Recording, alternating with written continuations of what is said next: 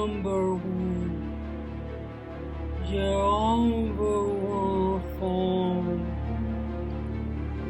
These sounds, even in the haze. And here we are now, with Stephen King's 15th novel, his Quinceañera, and boy, it's a blast! And one of King's most famous and popular novels, right there with Carrie and The Shining. Originally published in 1987, Misery has been sometimes called a love letter from King to his constant readers, and also a huge "why can't you let me go" plea, especially because, at the time, his previous novel, The Ace of the Dragon, which we just covered, was not as widely accepted because it was more fantasy than horror. Not widely accepted is a bit of an exaggeration. Critics really loved it, and while yes, fans at the time weren't particularly positive about it, now it's far more like it, and well, it has about 185 different editions in Goodreads alone. King, of course, is not alone in the writers who want to write something different but their readers won't let them club. There is a reason why Sherlock Holmes got killed and revived. One wonders if Arthur Conan Doyle's mom liked to rinse. And well, now some writers have different pen names precisely to be able to write different genres without their readers feeling cheated. But of course, Misery is not just that. Later, in On Writing, which is another of King's non-fiction books and one that I believe anyone who loves writing, wants to be a writer, or is interested in the mechanics of writing should read, he also points out that Annie, the antagonist in the book, was a metaphor for his growing drug problem and the redemptive power of writing. It was also one of the very few books that he plotted before he started writing, although he fortunately scrapped the original ending he had in mind. But we are getting ahead of ourselves. I'm AdalisaZ, and today we're going to be very careful with our words because the lady we're going to meet doesn't like it when people curse. So hit your pills, keep a smile on, and let's explore the connections between pride, addiction, and art while we read Stephen King's Misery. As I said previously, there were many inspirations for Misery, from King's own struggle with drugs and trying to branch out of horror, to the very real Janine Jones, a nurse who killed about 60 children under her care before being caught by the law. Janine Jones, by the way, is still alive. Only that she is not likely to kidnap any writers because at least our law system is a little bit better than Kingsbury's law system, so when Jones went to trial, she was sentenced to life in prison. But we digress a bit. The book was an immediate success with critics and readers, back to form as it were, and it won the first ever Bram Stoker Award for Novel in 1987, then the World Fantasy Award for Best Novel in 1988. Not only that, it was 4th place in bestsellers list in 1987, and later was adapted into a film that got Kathy Bates an Oscar for her chilling performance of Annie Wilkes, and later not one but 3 different plays, one of them a feel-bad musical in Dutch, and the last one adapted by none other than William Goldman, who did the screenplay for the Misery movie, and well, we all know The Princess Bride, yes? And had Bruce Willis as Paul Sheldon and Laurie Metcalf as Annie. Oh, and the first play was later adapted to radio. We can't get enough of Paul Sheldon and his number one fan, I think. But what is Misery about? Misery Chastain has been between her 2 lovers all her life. In the tiny British town of Little Dunthrop, her heart had been torn between Ian Carmichael, who became her husband, and his best friend Geoffrey Alburton, until they discovered that Ian was infertile and unable to have children. And thus, Geoffrey and Misery decided to give him the greatest treasure, a child he believed would be his own. Unfortunately, this was in the Victorian era, when women's lives were endangered terribly during labor, and so Misery didn't survive to see her child. That is the summary of Paul Sheldon's latest novel, Misery's Child, and in the words of Paul, good riddance to the bitch. See, he had started writing about her in order to pay bills, but now that he's a bestseller, he wants to try and write something different. Not that his fans wanted that, they only wanted more Misery. And so, when she died, because he was not actually planning to kill her, he was finally free, ready to write a different thing, a more modern thing. However, once he was done, he packed the only copy of the manuscript and decided to drive away from the hotel where he finished it, completely drunk on success and alcohol, which leads him to a terrible accident in the middle of a snowstorm. He survives, thanks to the unlikely but timely appearance of Annie Wilkes, a local woman from Colorado, who takes it upon herself to nurse him back to health, as she used to be a nurse, before they took her up to the court in Denver. When Paul wakes up from his pain-induced coma, he discovers three things in rapid succession. He's hopelessly addicted to the pain medicine Annie gave him to keep him alive. She's dangerously insane. And she's about to find out that her absolute favorite character in the whole world, Misery Chastain, is dead. And she has the killer under her merciful care. In short, Paul Sheldon is in deep trouble. Misery is the first novel by King with a very limited cast, as really most of the action happens with only Paul and Annie in the room. Yes, I know, Hei Hei, that you can be saying, but The Shining! And yes, The Shining also had a small cast. But between the trips to Sidewinder and other ghostly characters, we aren't as isolated as we may think at first. However, with Misery, Paul doesn't get to see any other person besides Annie until we're past half the novel. It's a very claustrophobic book that also shows some of the biggest strengths of the Master of Terror, his way of building characters. Misery also gives us a taste of how King sees the act of writing as we follow Paul through reviving the character he hated the most, Misery Chastain, in order to save his life. And yet, through the torture, through the hate he feels towards Annie and Misery, he finds himself becoming a better writer and really wanting to finish the novel he didn't want to start in the first place. And, I will be honest, if we are to judge the pieces of the first draft that we are allowed to read, Misery's Return is one hell of a good novel, a gothic romance that probably surprised every reader of the previous books that were, according to Paul, silly romances with just enough spice to make the readers feel like they were reading some naughty books. But let's go back to our characters, starting with our main hero, Paul Sheldon. When we first meet Paul, he's not a nice person.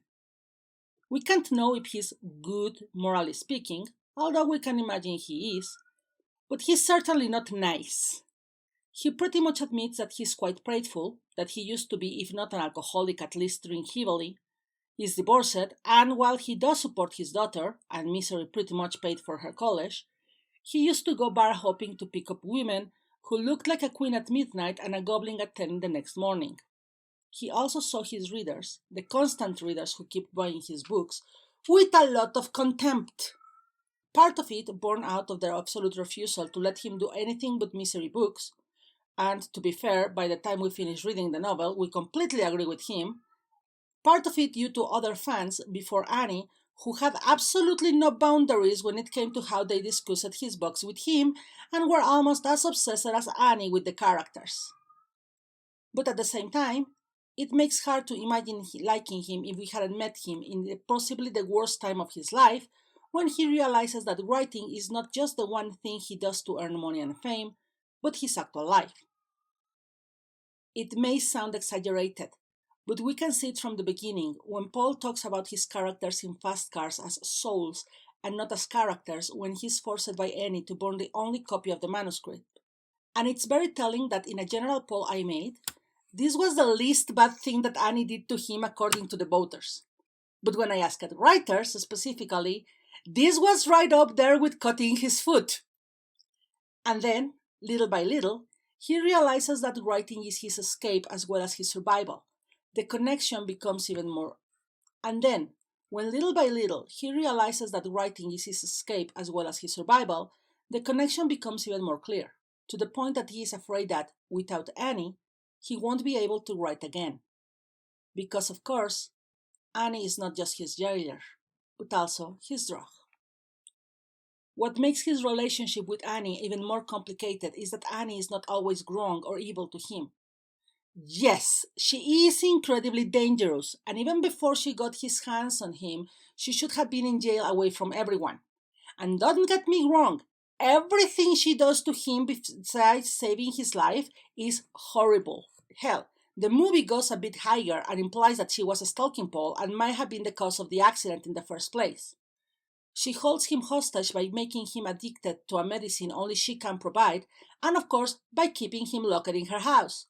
Physically, she is his chain, his torturer, his personal hell. And she's also his muse. At first, he is afraid she will want to give him pointers, suggestions, and in general become a nuisance. But she doesn't. Besides reminding him that he is not to cheat, he killed Misery, he buried her deep in the ground, and must fix that without retconning or claiming that it was a nightmare. Annie only makes one teeny suggestion about the plot that Paul originally dismisses as absurd, even when he is kind enough not to let her know, and not because he's afraid. He does it because he knows how it feels to be dismissed. But it stays in his head long enough to become the central focus of the best novel Paul has ever written. Of course, a lot of the most gruesome part of said novel, of his gothic epic, comes from the situation he is in. From Paul exorcising both his comfort zone, the reason why he hated Misery because he had grown complacent with just writing the same thing over and over, and the situation he is in.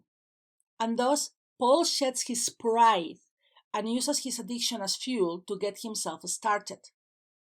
This is actually brutally brought home when Annie leaves him alone for a night in her house cellar, in order to create an alibi for herself when she kills a cop that saw Paul asking for help. Then, Paul has to face the fact that, as painful as burning fast cars was, the novel wasn't as good as he thought. That, in fact, his real hate for Misery was not because of Misery herself, but because he felt that people would never see him as a serious writer if they only read the Misery books. So every not Misery book he wrote ended up being quite self-absorbed, as he was trying to prove his talent rather than tell a story. Which is when he realizes that, as much as it hurts to lose fast cars, losing Misery Return would be unbearable, because that was the book he wrote with his life literally depending on it being a good story.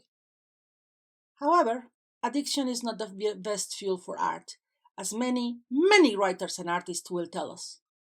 And that's where we have to study Annie, both as a character and a metaphor. Annie Wilkes is considered one of King's most memorable villains with good reason.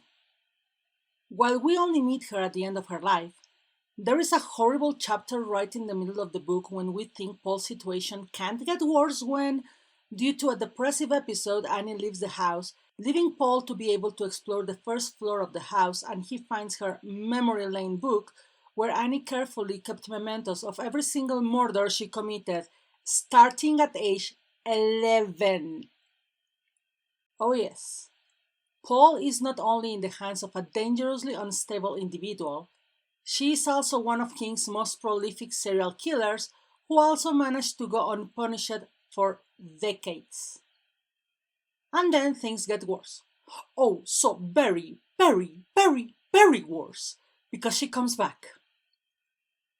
The worst part for many is that Annie is based on a real person. As I said, Janine Jones, an American nurse who is believed to have killed about 50 children in a 2-year period, although there's also the horrible coincidence that in 1991, a year after Misery was made into a movie, there was a similar case in England, a nurse named Beverly Allitt, who also killed about 3 children and horribly harmed 13 before she was finally caught. And the trial of her crimes is eerily similar to Annie's trial in Denver, although Allitt was also thankfully sentenced to 13 life sentences. Same as with Nurse Jones, there is no real reason for all of Annie's killings. While some of them are because she disliked the person, in particular the brats next door she killed when she was 11, most of those are theorized by Paul to be mercy killing. Not that mercy was required, but that Annie saw them as mercy. But the important thing is, We don't know the reasons, and at the end of the day, she may also not know. Once she realizes that Paul has read her memory lane album and does know the depth of her crimes, she tells him why she killed her last victim, an artist named Andrew Pomeroy.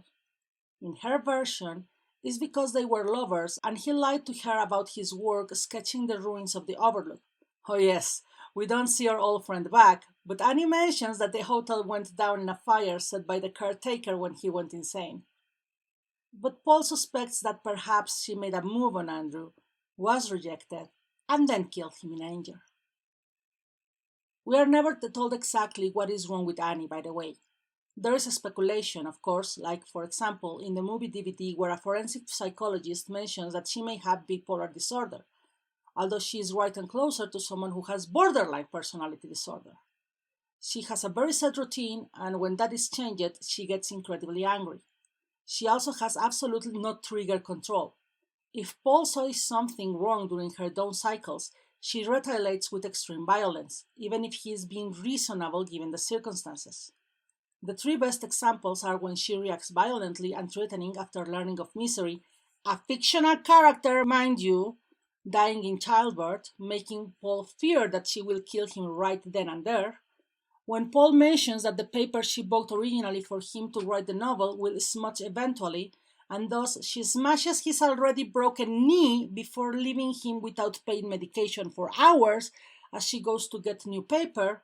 And finally, when he tells her that he can't tell her how the book will end in advance, that he needs to write it to figure it out, and later complains about the missing N in his typewriter, she cuts off his thumb and then uses that as a candle for a birthday cake, threatening him to make him eat the candle if he is not good. Still, I believe it's a good thing that the book never gives an exact diagnosis for Annie. Because we must remember that in the real world, neurodivergent people are not innately dangerous. So giving her a clear-cut diagnosis would make a very harmful stereotype, especially when we compare her to other angel of deaths, that is, nurses who kill, who are rarely diagnosed with more than Munchausen by proxy, which is actually one of the few mental illnesses that no one has ever diagnosed Annie with, as she doesn't want attention drawn to herself. She just wants her hyperfixations to be completely sated at all times.